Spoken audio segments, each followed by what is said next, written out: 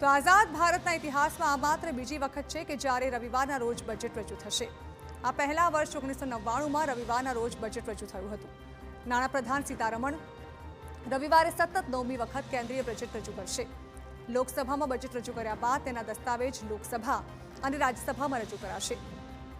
ત્યારે આ વખતે બજેટમાં મધ્યમ વર્ગ, ખેડૂતોને કેન્દ્રમાં રાખીને કેટલીક મહત્વની જાહેરાતો થાય તેવી શક્યતા છે।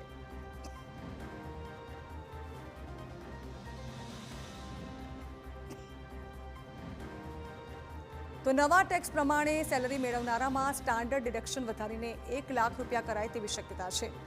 હાલ 12.75 લાખ સુધીની આવક ટેક્સ ફ્રી છે, પરંતુ જો આ નિર્ણય લેવાયો તો 13 લાખ સુધીની વાર્ષિક આવક ટેક્સ ફ્રી થવાની શક્યતા છે। કિસાન સન્માન નિધિ અંતર્ગત ખેડૂતોને જે વાર્ષિક 6,000 મદદ મળે છે તેને વધારીને 9,000 કરાય તેવી શક્યતા છે।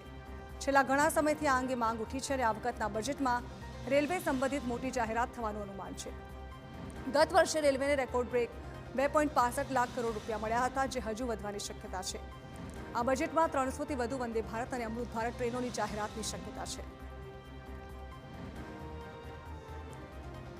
સરકાર સોલાર એનર્જીને બળ આપવા સતત પ્રયાસ કરી રહી છે। 2027 સુધી 1 કરોડ ઘરને સોલાર ગ્રીડથી જોડવાનું લક્ષ્ય છે। ત્યારે 2 કિલોવોટ સુધીની સોલાર સિસ્ટમ પર સબસિડી વધારવામાં આવી શકે છે।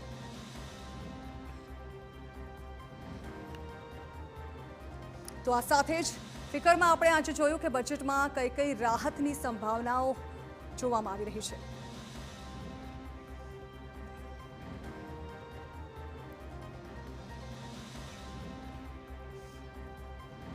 તો આ હતા અત્યાર સુધીના તમામ ખાસ સમાચાર। વધુ સમાચાર માટે આપ જોતા રહો TV9।